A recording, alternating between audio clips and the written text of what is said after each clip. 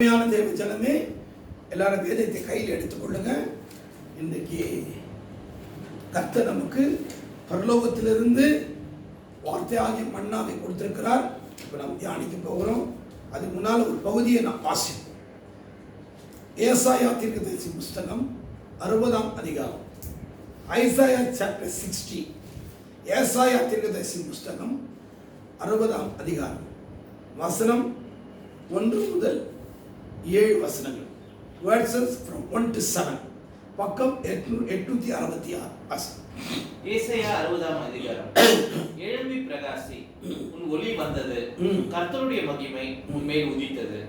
இதோ இருள் பூமியையும் காரிருள் ஜனங்களையும் மூடும், ஆனாலும் உன்மேல் கர்த்தர் உதிப்பார், அவருடைய மகிமை உன்மேல் காணப்படும். உன் வெளிச்சத்தின் இடத்திற்கு ஜாதிகளும் உதிக்கிற உன் ஒளியின் இடத்துக்கு ராஜாக்களும் நடந்து வருவார்கள். சுற்றிலும் உன் கண்களை ஏறெடுத்துப்பார், அவர்கள் எல்லாரும் ஏகமாய் கூடி உன்னிடத்திற்கு வருகிறார்கள். உன் குமாரர் தூரத்தில் இருந்து வந்து உன் குமார்த்திகள் உன் பக்கத்திலே வளர்க்கப்படுவார்கள். அப்பொழுது நீ அதை கண்டு ஓடி வருவாய், உன் இருதயம் அதிசயப்பட்டு பூரிக்கும். கடற்கரையின் திரளான கூட்டம் உன் வசமாக திரும்பும், ஜாதிகளின் பலத்த சேனை உன்னிடத்துக்கு வரும். ஒட்டகங்களின் ஏராளமும் மீதியான் எப்பாத் தேசங்களின் வேகமான ஒட்டகங்களும் உன்னை மூடும். சேபாவில் உள்ளவர்கள் யாவரும் பொன்னையும் தூப வர்க்கத்தையும் கொண்டு வந்து கர்த்தரின் துதிகளை பிரசித்தப்படுத்துவார்கள். கேதாரின் ஆடுகள் எல்லாம் உன்னிடத்தில் சேர்க்கப்படும். நெபோயத்தின் கடாக்கள் உன்னை சேவித்து அங்கீகரிக்கப்பட்டதாய் என் பலிபீடத்தின் மேல் ஏறும். என் மகிமையின் ஆலயத்தை மகிமைப்படுத்துவேன். ஆமென். கர்த்தர் வசனம் ஆசீர்வதிப்பார். கவனிங்க, இந்த பகுதியில் நாம் தியானிக்க போகிற மிக முக்கியமான காரியம் வசனம் 1, 2. எழும்பி பிரகாசி, உன் ஒளி வந்தது, கர்த்தருடைய மகிமை உன்மேல் உதித்தது. இதோ இருள் பூமியையும் காரிருள் ஜனங்களையும் மூடும், ஆனாலும் உன்மேல் கர்த்தர் உதிப்பார், அவருடைய மகிமை. ஆமென். இன்னைக்கு நாம் தியானிக்க போகிற மிக முக்கியமான வசனம், கர்த்தருடைய மகிமை உன்மேல் உதித்தது. 1. இதோ இருள் பூமியையும் காரிருள் ஜனங்களையும் மூடும், ஆனாலும் கர்த்தர் உன்மேல் உதிப்பார், உன்மேல் கர்த்தர் உதிப்பார், அவருடைய மகிமை உன்மேல் காணப்படும். ஆமென். கண்களும் ஆண்டவரே, இந்த வார்த்தை கொண்டே பேசு, அடிமை மறைத்து கர்த்தருடைய பேசுவார். அருமையான கர்த்தர் பிள்ளைகளே, தேவ ஜனமே, இதோ இருள் பூமியையும் காரிருள் ஜனங்களை மூடும். இருள் பூமியையும் காரிருள் ஜனங்களை மூடும். அப்படின்னா என்ன அர்த்தம்? What is the meaning of this word? உலகத்தில் இருள் இருக்கிறது, ஆமா, காரிருள் இருக்கிறது, அது எல்லா ஜனங்களையும் மூடும், உலகத்தை மூடும். பெரியவன் சின்னவன், பணக்காரன் ஏழை, உயர்ந்தவன் தாழ்ந்தவன், எஜமான் கூலியாள், அப்படிலாம் கிடையாது. இருள் அது பூமி மூடும். இருள் மாத்திரமல்ல, காரிருள், டார்க்னஸ், ஜனங்களை. ஆனால் கர்த்தர் கொடுக்கிற வாக்குத்தத்தம், உன்மேல் கர்த்தர் உதிப்பார், அவருடைய மகிமை உன்மேல் காணப்படும். இவ்வளவு ஒரு ஆசீர்வாதம். உன்மேல் கர்த்தர் உதிப்பார். ஆமா, இருள் பூமியில் இருக்கும், உலகம் முழுச இருள் இருக்கும். உன் வீட்டில் இருக்கும், உன்னை சுத்தில இருக்கும், பட்டணத்தில் இருக்க, ஊர்ல இருக்கும், உலகம் முழுச இருள் இருள் இருள், காரிருள். அந்த காரில் நீ நான் இருப்போம். ஆனா இந்த காரில் எப்படி போகணும்? இருட்டா இருக்குதே, எங்க பார்த்தா இருளா இருக்குதே, நான் எப்படி போவேன், நான் என்ன பண்ணுவேன், எனக்கு யார் வழிகாட்டி, எனக்கு எங்க வெளிச்சம், அப்படிலாம் நீ யோசிக்கும் பொழுது, அருமையான கர்த்தர் பிள்ளை, கர்த்தர் இந்த நாளை உனக்கு கொடுக்கிற வாக்குத்தத்தம், அவர் உன்மேல் உதிப்பார். அல்லேலூயா. அவர் மேல் உதிப்பார். ஏன் கர்த்தர் உன்மேல் உதிப்பார்? கர்த்தர் யார்? Who is Lord?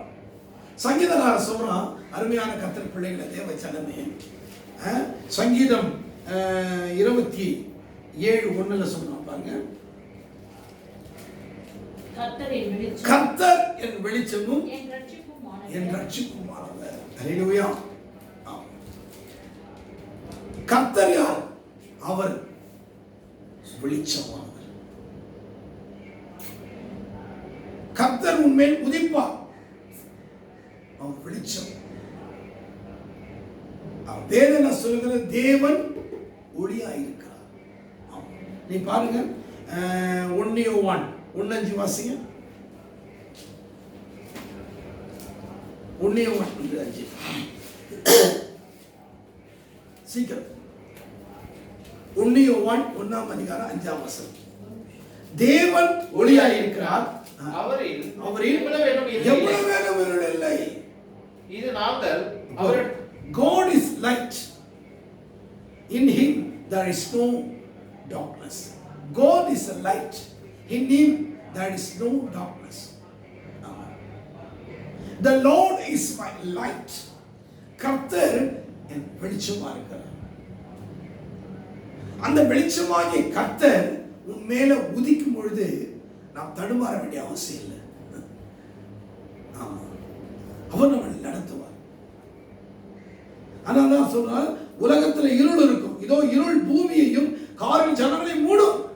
எல்லாம் மூடிட்டோம், ஆனாலும் கர்த்தர் உண்மையில் உதிப்பார். For behold, the darkness shall cover the earth and deep darkness the people.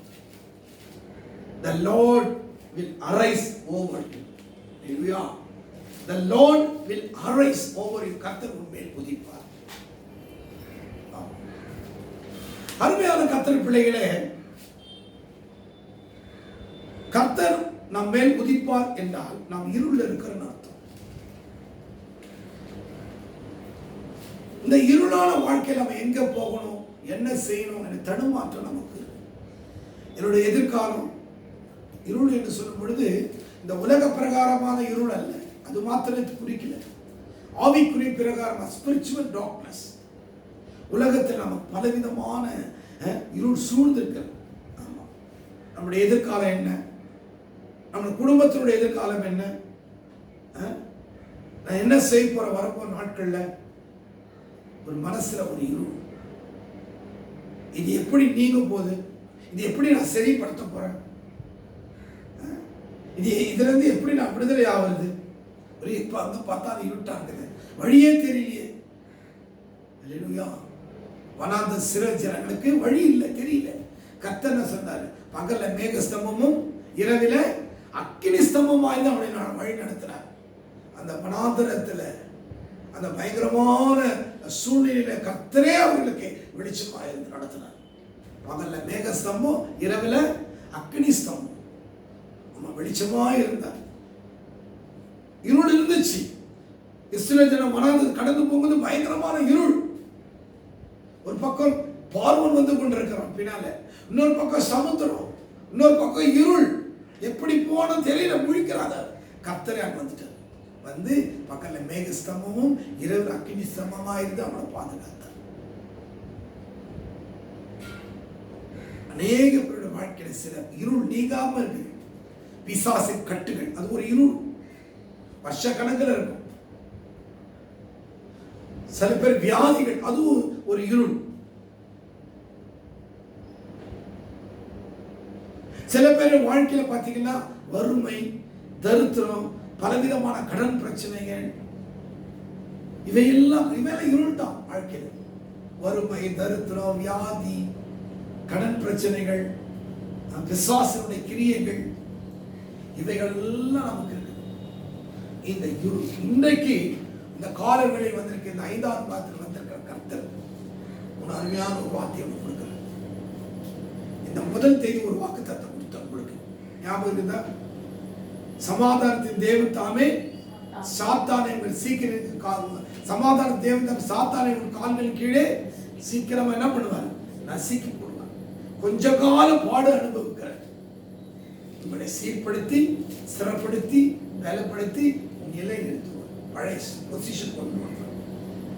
அதனால்தான் சாத்தானை சீக்கிரமாய் இந்த மாதம் துவங்கினவன பாருங்க, கொஞ்சம் கொஞ்சம் அங்கங்க ஒரு தளர்வு, ஒரு ஃப்ரீனஸ் வந்து கொண்டிருக்கிறது. கர்த்தர் கொடுத்த வாக்குத்தத்தம் நடக்கும்.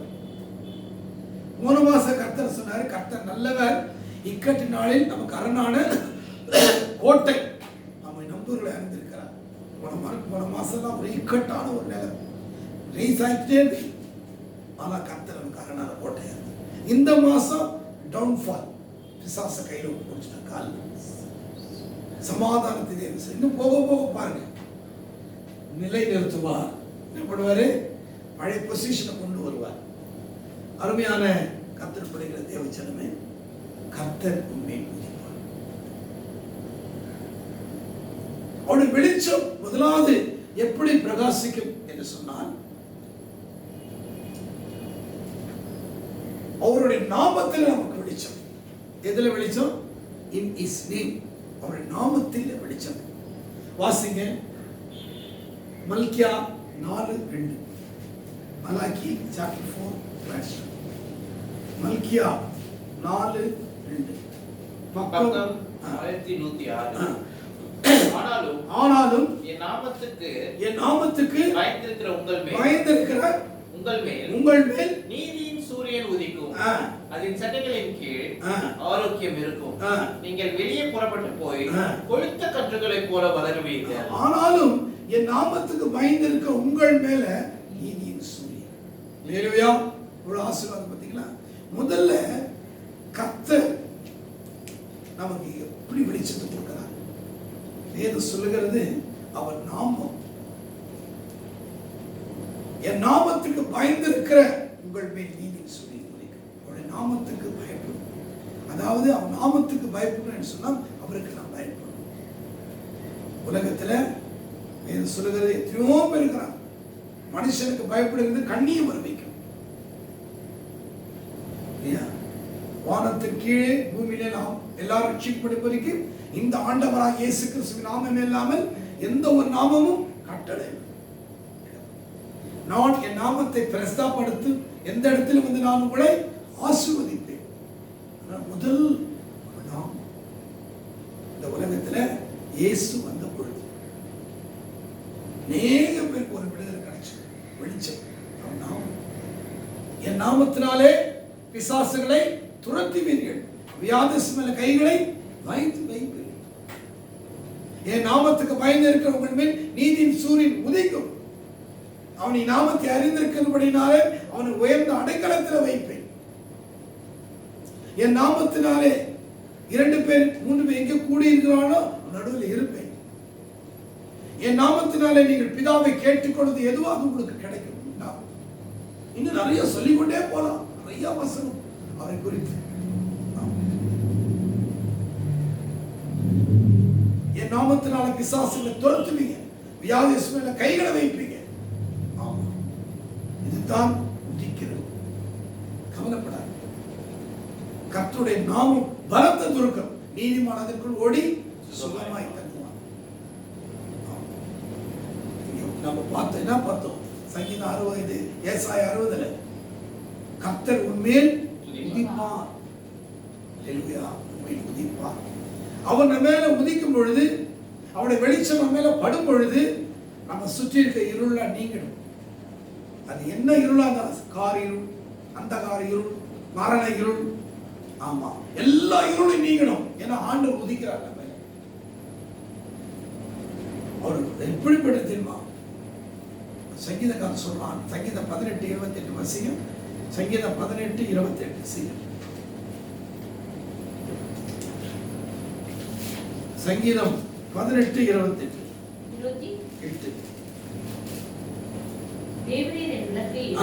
தேவரீர் விளக்கை ஏற்றுவீர், இருளை வெளிச்சமாக்குவார். நாமத்தில், அதாவது அவர் நம்மை உதிக்கும் பொழுது நம்முடைய இருள் எப்படி வெளிச்சமாகிடும். அல்லேலூயா. சங்கீதம் 84:11 சொல்லப்பட்டிருக்கிறது. சங்கீதம் 84:11. தேவனாகிய கர்த்தர் அவங்க எப்படி இருக்கிறாரு? சூரியன். For the God is a sun and shield. For God is a sun and a shield. அவர் நமக்கு சூரியனுமா இருக்கிறாரு, கேடகமா இருக்காரு. இப்படிப்பட்ட ஆண்டவர் நம்ம மேல உதிப்பார். இந்த காலைவன் தேவ ஜனமே, நீ இருளில், நான் இருளில் இருக்கிறேன், என்னை சுற்றிலும் இருள் இருக்குதே, என் வாழ்க்கையில, என் வீட்டுல, என் குடும்பத்துல, என் வேலையில எதுவுமே ஒரு புலப்படலையே, எங்க பார்த்தாலும் இருட்டா இருக்குதே, கவலைப்படாது. இன்னைக்கு இயேசு கிறிஸ்து நாம தீர்க்க தரிசனம் சொல்லுகிறேன், உங்களுடைய இருள் வெளிச்சமாகும். இல்லையா? உங்களுடைய வெளிச்சத்திலே நாங்க என்ன பண்றோம்? வெளிச்சம் காண்கிறோம். வெளிச்சத்துல வெளிச்சம், அது நாங்க வெளிச்சத்துல வெளிச்சம், வெளிச்சத்துல வெளிச்சமாம வேதமாகிய வெளிச்சத்துல இயேசுவாகிய வெளிச்சத்துல பார்ப்பீங்க. இல்லையா? வேதமாகிய வெளிச்சத்துல இயேசுவாகிய வெளிச்சத்தை பார்ப்போம். இதான் வெளிச்சத்தின் வெளிச்சம். இருளை வெளிச்சமாக்குவார். அதான் சங்கீதக்காரன் சொன்னான், நான் மரண இருளில் வெள்ளத்தாக்கில் நடந்தாலும் பயப்படேன். ஏன்னா என் கூட வெளிச்சம் இருக்குது. தேவன் என்னோட கூட இருக்கிறான்னா அவர் வெளிச்சமானவர். ஆமா, அவர் சூரியனானவர். ஆமா, ஒருவரை சேரப்படாத ஒளியில இருக்கிற தெய்வம் அவர் என் கூட இருக்கும்போது இருள் அண்டாது. ஆதியாகமத்தில் வாசித்து பார்த்தீங்கன்னா ஒரு அருமையான ஒரு வசனம். ஆண்டவர் இந்த உலகத்தில் வந்ததே நம்ம குடி அது முதல்ல செய்துட்டாரு.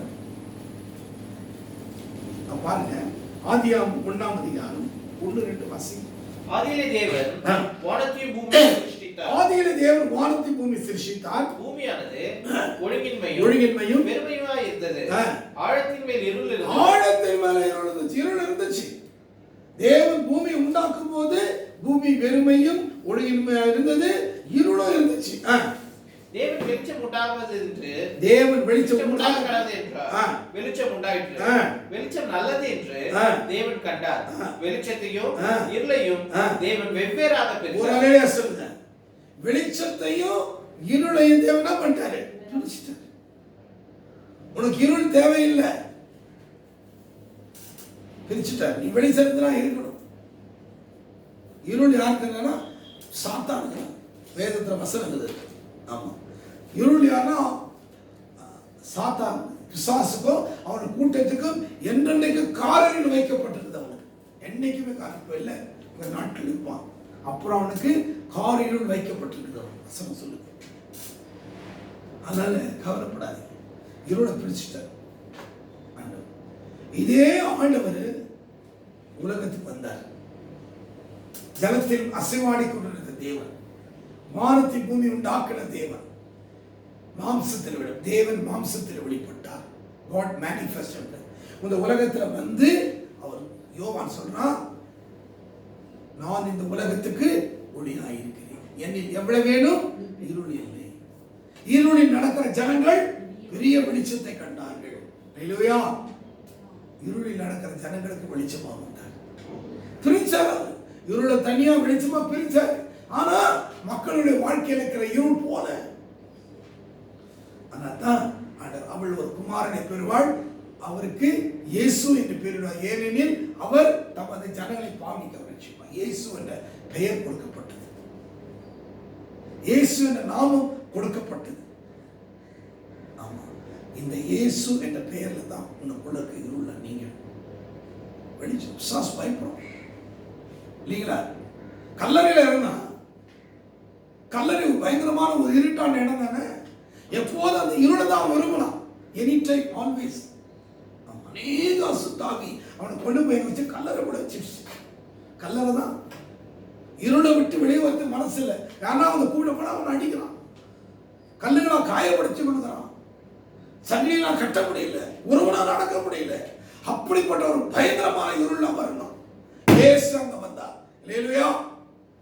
அவனை இருள் நீங்கினது, அவனை கட்டுகள் அறுந்தது, வெளியே வந்தான் விடுதலையோட. எல்லா அசுத்தாய் ஓடி போச்சு, எல்லாம் போய் பண்ணி கூட்டத்தில் போச்சு. அல்லேலூயா. எல்லா பன்றிகள் கூட்டத்தில் ஓடி போச்சு. அல்லேலூயா. பயங்கரமா இருள், கார் இருள். நினைச்சு பார்த்தானா, நீ வேதத்தை பார்த்தீங்க, வாசிக்க நேரம் கிடையாது. அவன் வஸ்திரம் தரித்து மன தெளிவுடனாய் அவருடைய பாதத்தில் பார்த்தான். எங்க போச்சு அந்த இருள்? உன்னதமான தேவனுடைய குமாரனே, எனக்கு உமக்கு என்ன, எனக்கு கெடுக்கவா வந்து கதறான். ஏன்னா இருள் இருக்கிறான், அந்தகார இருள் இருக்கிறான், கல்லறையில இருக்கிறான், சத்த புனகளின் மத்தியில் இருக்கிறான். பயங்கரமான ஒரு நிலைமை. கர்த்தர் அவன் மேல் உதித்தார். வரலே சொல்லுங்க, கர்த்தர் அவன் மேல் உதித்தார். அவன் இருள் நீங்கினது, அவன் காற்று நீங்கினது, ஒரு வெளிச்சம் வந்தது. வஸ்திரம் இல்லாத வஸ்திரம் தரித்தான். புத்தி இல்லாத புத்தி சுவாதீனமற்ற நிலை நல்ல மன தெளிவா மாறிட்டான். இன்னைக்கு அது நடக்கும். யாருக்கெல்லாம் அப்படிப்பட்ட ஒரு பிரச்சனை இருக்குது கவலைப்படாது. ஆமா, எத்தனை வருஷமா போகாத இருள் இன்னைக்கு போயிடாது. குடும்பத்தில் நீங்காத இத்தனை இருள் இன்னும் இருக்குது. அது ஊழியக்காரன் இல்லை, விசுவாசி இல்லை, போத எல்லா இடங்களிலும் இருள் இருக்குது. ஆனால் நீங்க விசுவாசிக்க வேண்டும். கர்த்தர் உதிப்பார். அவர் உதித்தார்னா பாருங்க, இந்த வெளிச்சத்தை மிளகுகள் ஊர் மரங்கள்லாம் பார்த்தீங்கன்னா வெளியே வராது. வெளிச்சத்து யாரும் இல்லாத இருந்தால் வரும், அல்லது சாய்ந்த இருட்டு பிறகு தான் அது விஷப்பூச்சினா வெளியே வரும். பார்த்தீங்களா, தேடு, பாம்பு, பல்லி, புறா, எத்தனையோ விலங்குகள்லாம் கூட இருட்டு தான் வெளிச்சம். ஆனால் நாம் விலங்குகள் அல்ல. இல்லையா, நாம் வெளிச்சத்தின் பிள்ளைகள். நாம் யாருடைய பிள்ளைங்க? வெளிச்சத்தின் பிள்ளைகள். அடுத்த முதல்ல அவர் நாமத்தில் ஒரு வெளிச்சம், இரண்டாவது அவருடைய வார்த்தையில வெளிச்சம். வாசிங்க சங்கீதம் 109:5. முதல்ல நாமத்தில் வெளிச்சம் பார்த்தோம். அவர் நாமத்தில் வெளிச்சம் உதிப்பார். சங்கீதம் பக்கம் 705 105 119 105 119 உம்முடைய வசனம் என் கால்களுக்கு தீபமும் ஒரு அலையிலே சொல்லுங்க. உம்முடைய வசனம் முதல்ல அவர் நாமத்தில் வெளிச்சம், இரண்டாவது அவர் வசனத்தின் மூலமாக வெளிச்சம். உம்முடைய வசனம் என் கால்களுக்கு தீபமும் என் பாதைக்கு வெளிச்சம். ஒரு வார்த்தை நம்ம நடத்தும் வெளிச்சம். ஒரு வார்த்தை 100க்கு அதிகம் சொன்னா ஒரு வார்த்தை போதும். அது அவன் கூட வியாதி நீக்கிடும். படுத்த படுக்கையில் இருக்கிறான், மரண படுக்கையில் இருக்கிறான், சாக போறான். He's going to die very soon. I want only one word from you. I want only one promise, one word. எனக்கு ஒரு வார்த்தை போதும், வேற சுத்தமாயிடும். ஒரு வார்த்தை. கல்லறையில் இருக்கிறான் லாசரு, ஒரு வார்த்தை, லாசருவே வெளியே வா வந்துட்டான். ஒரு வார்த்தையில் வெளிச்சம்.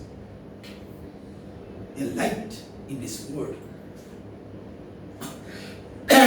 அவர் நாமத்தில் வெளிச்சம் பார்த்தோம். என் நாமத்துக்கு பயந்திருக்க உங்கள் நீதி சூரியன் உதிக்கும் பார்த்தோம். இரண்டாவது வசனம் என் கால்களுக்கு தீபம் என் பாதைக்கு வெளிச்சம். ஒரு வார்த்தை, லாசரு வெளியே வா. ஒரு வார்த்தை. அந்த விபச்சாரத்துல கையும் களவு பிடிக்கப்பட்ட ஸ்திரியை பார்த்து சொன்னார், நீ போ, இனி விடுதலை ஆயிட்டா. ஒரு வார்த்தை.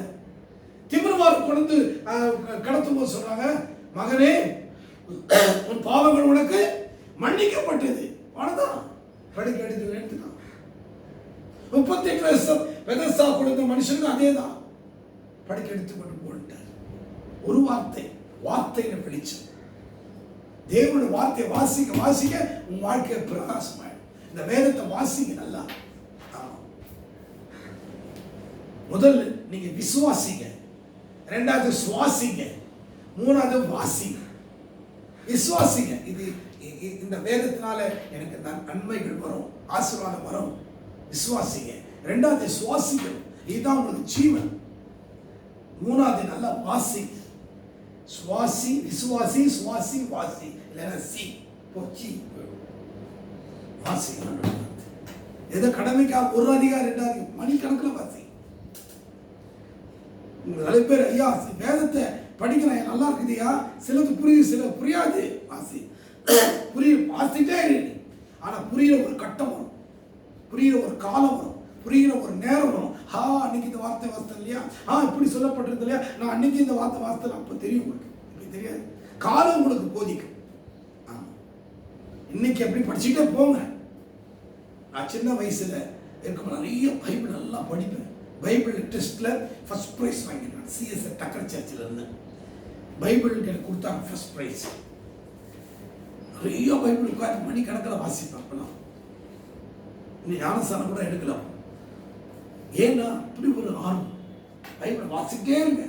நிறைய ஒரு வசனத்தை எடுத்த கால் நேற்று உட்காந்து எடுக்க முடியல இன்ன வரைக்கும் வசனத்தை. அவ்வளோ வார்த்தைகள் வந்துட்டு எதை பேசுது எதை கூடாது உடைய நாமத்தில் வெளிச்சம், உடைய வார்த்தையில வெளிச்சம்.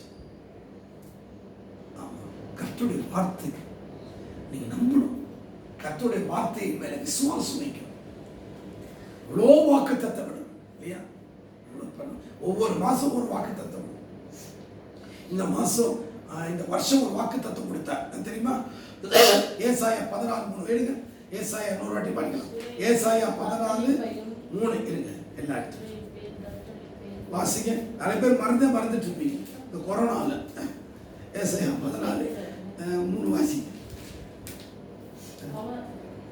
பக்கம் 810. கர்த்தர் உன் துக்கத்தையும் உன் தத்தளிப்பையும் நீ அடிமையாக்கப்பட்டிருந்த கடினமான அடிமைதனத்தை நீக்கி இளைப்பாற பண்ணுவார். பார்த்தீங்களா? எனக்கு இந்த வார்த்தை ஏன் இந்த வார்த்தை கொடுத்தார் பார்த்தீங்களா? முதல்ல நம்ம இன்னைக்கு எப்படி இருக்கோம்? நம்ம துக்கம், ரெண்டாவது என்ன இருக்குது? தத்தளிப்பு, மூணாவது என்ன இருக்குது? அடிமைதனம். அடிமைனா என்ன அர்த்தம்? சிறை. இப்போ சிறையில் உட்காந்துருக்கோம், லாக்டவுனில் உட்காந்துருக்கோம். கரெக்டான ஆண்டு கொடுத்த வாக்குத்தத்தை கரெக்டா? இந்த 2020 அருமையான வாக்குத்தம். துக்கம், இன்னொன்று தத்தளிப்பு, மூன்றாவது அடிமைப்பட்டிருந்த கடுமையான அடிமைதனம். வெளியே போக முடியும், வெளியே போக முடியல, உள்ளே வர முடியல, ஊருக்கு போக முடியல, வீட்டிலே இருக்க முடியல, கடுமையான அடிமைதனம். ஆனா அந்த சொல்றாரு, இவை எல்லாவற்றையும் நீக்கி உனக்கு என்ன பண்ணுவேன்? இளைப்பாறுதல். அருமையான ஒரு வார்த்தை வார்த்தை. மூன்றாவது பார்க்கிறோம், அவருடைய ஆவியினாலே ஒரு வெளிச்சம். நாமத்தில், அவர் நாமத்தின் மூலம் வெளிச்சம், அவருடைய வார்த்தையின் மூலம் வெளிச்சம். மூன்றாவது அவருடைய ஆவியினால். அப்போஸ்தலர் 1:8. அப்போஸ்தலர் 1:8. சீக்கிரம். அப்போஸ்தலர் 1:8.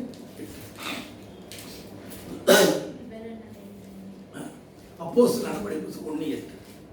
பரிசுத்த ஆவி உங்களிடத்தில் வரும் பொழுது நீங்கள் பலன் அடைந்து எருசலேமிலும் யூதேயா முழுவதிலும் சமாரியாவிலும் பூமியின் கடைசி பரிந்தும் எனக்கு எப்படி இருப்பீங்க? சாட்சிகளாக இருப்பீங்க. பரிசுத்த ஆவி மூலமா ஒரு வெளிச்சம். சீஷர்கள் எல்லாம் பயந்து உட்கார்ந்துட்டு இருந்தாங்க உள்ள. இயேசு கிறிஸ்து உயிரோடு எழுந்து வந்துட்டாரு. எல்லாம் இன்னும் கதை கூட்டிட்டு உள்ள. ஏன்னா ஆவியை பெறல.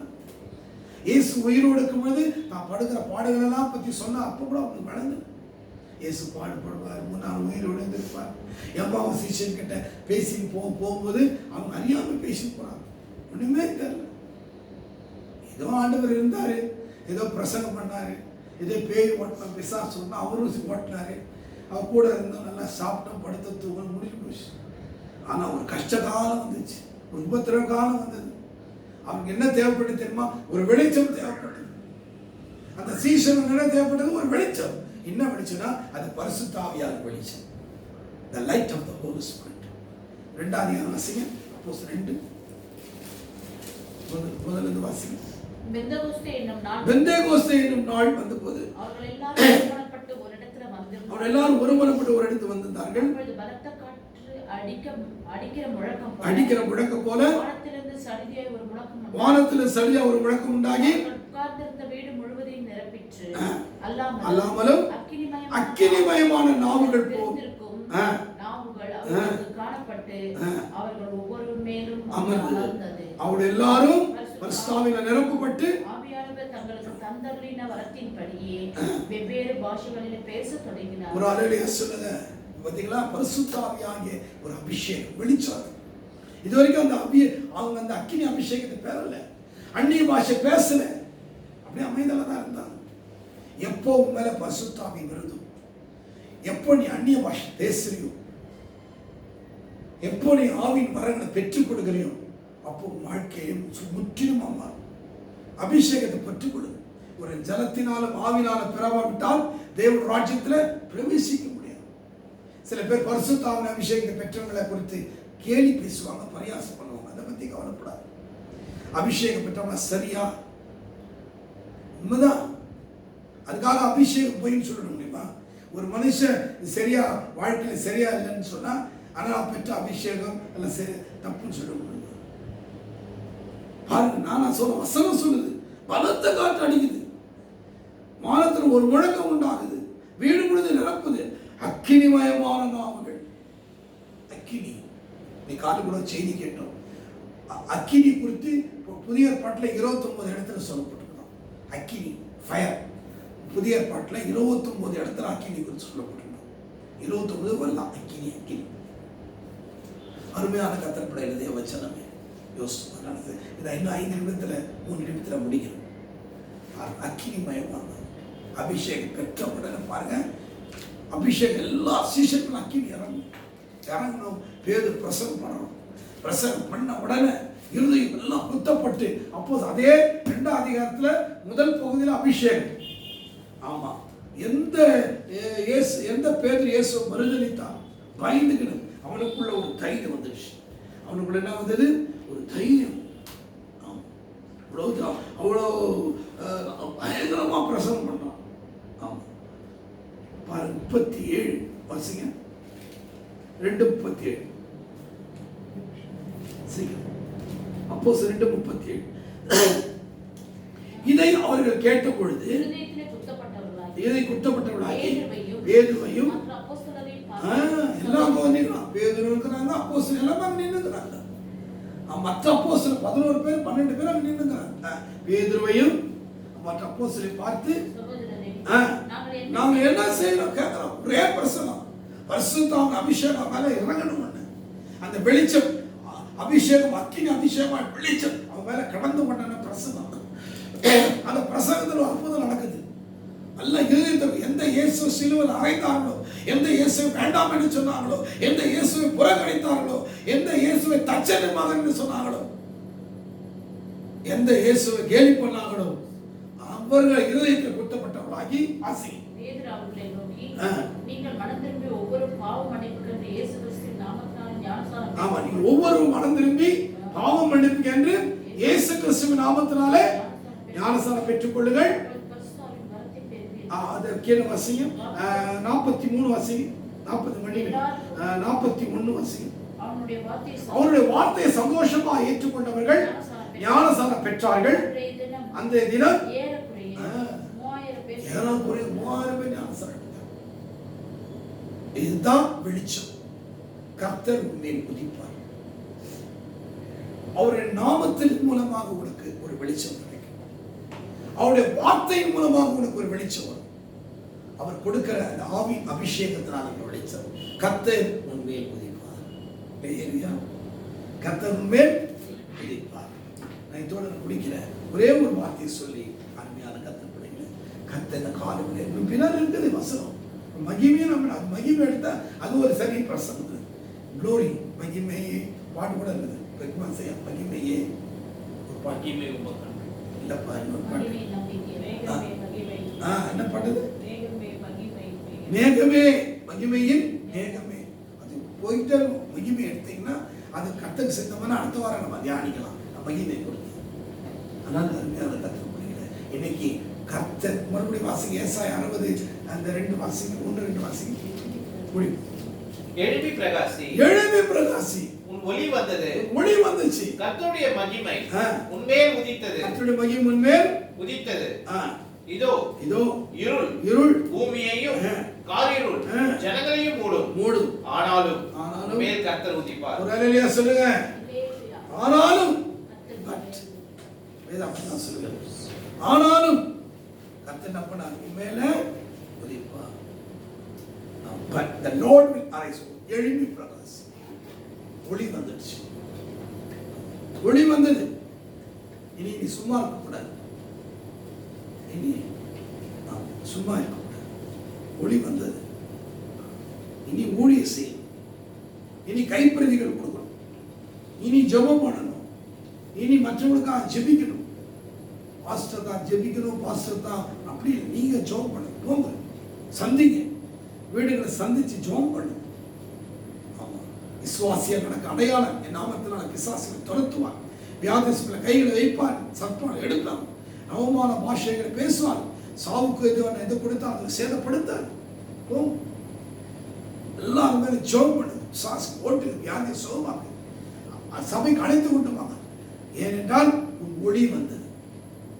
எழுதி பிரகாசி. நாம் கண்களை ஜெபி. ஹalleluya ஸ்தோத்திரம். ஹalleluya ஸ்தோத்திரம் ஸ்தோத்திரம் ஸ்தோத்திரம் ஸ்தோத்திரம் ஸ்தோத்திரம். ஹalleluya ஸ்தோத்திரம் கர்த்தாவே. நன்றியோடு